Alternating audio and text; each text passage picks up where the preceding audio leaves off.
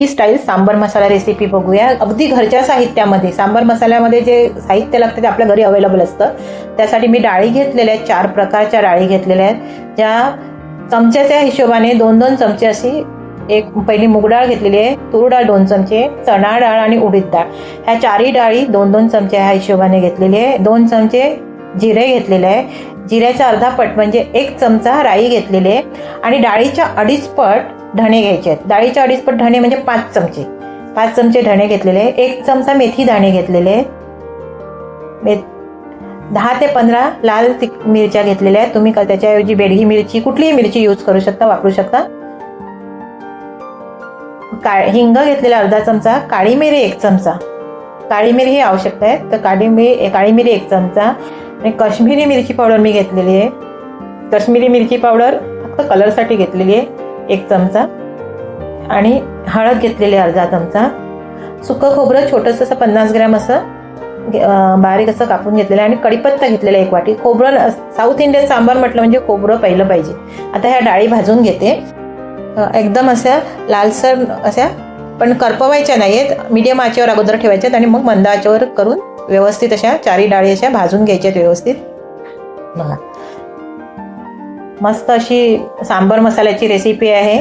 सर्वप्रथम मी सांबर मसाला बनवते, मग सांबारची रेसिपी पुढे अपलोड करेल मी.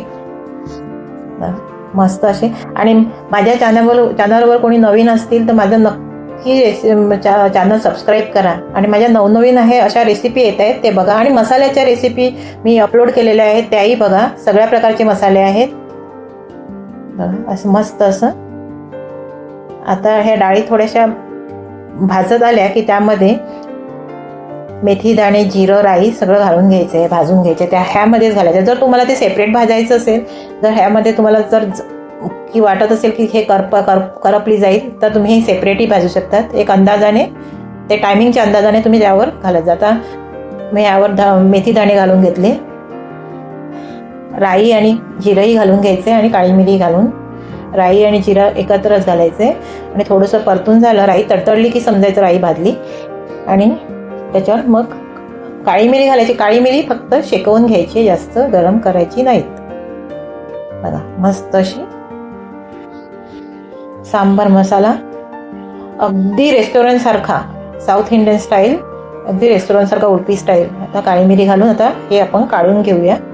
बघा मस्त अशी बघा लालसर अशी भाजून घेतलेली आहे ना, बिलकुल करपवून घ्यायची नाही. आता ह्यामध्ये धणे घालून भाजून घ्यायचे, सोनेरी होईपर्यंत धणे भाजून घ्यायचे मस्त असे.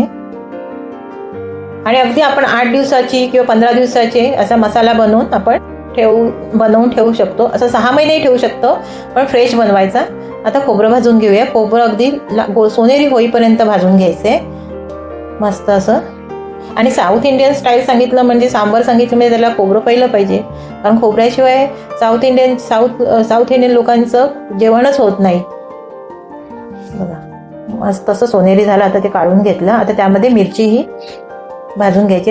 ह्या मिरचीऐवजी तुम्ही बेडगी मिरची घेऊ शकता, काश्मीरी मिरची घेऊ शकता. तुम्हाला जी कमी तिखटाची, ही तिखट मिरची आहे तर कमी तिखट मिरची असते तर थोडं प्रमाण कमी, जे आपल्या घरी अवेलेबल जे असतील ते मिरची कुठल्याही चालतात, फक्त तिखटाच्या हिशोबाने कमी जास्त प्रमाण ठेवायचं. मस्त असे. आता कढीपत्ता एकदम धुवून स्वच्छ पुसून घ्यायचं आहे. एकदा कपड्यामध्ये असा पूर्ण त्याचं पाणी प्रेस करून असा काढून घ्यायचं आहे आणि कोरडा झाल्यानंतर त्याला अगदी कुरकुरीत असा भाजून घ्यायचा आहे मस्त असं. बघा कढीपत्ता, आणि कढीपत्ता तर नसेल तर सांबारला टेस्टच येणार नाही, तर कढीपत्ता पहिला हवा सांबारसाठी. आणि ह्यामध्ये अजून मसालेही घालायचे, ते मिक्सरला वाटताना घालायचे. आणि आता ही थंड झाली की आता हे मिक्सरच्या जारमध्ये काढून घ्यायची. बघा अशा प्रकारे एकदम थंड झालेली आहे. आता ही आपण मिक्सरच्या जारमध्ये काढून घेऊया. बघा आणि मिक्सरच्या जारमध्ये त्यामध्येच आपले हे मसाले घालून घ्यायचे. हे सगळं हे काढून परत मसाले घालून घ्यायचे. हळद आणि काश्मीरी मिरची पावडर आणि हिंग, जास्त मसाले नाही, हे एवढेच घालून घ्यायचे. आणि हे बघा अशा प्रकारे मस्त असे आपला सांबार मसाला एकदम मस्त जाडसर असा रेडी आहे. आणि असा बघा मी बाउलमध्ये काढून घेतलेला आहे आणि एअरटाईट जारमध्ये अशा पद्धतीने भरून असा बाहेरच ठेवायचा, फ्रीजमध्ये ठेवायचा नाही. व्हिडिओ पाहिल्याबद्दल धन्यवाद.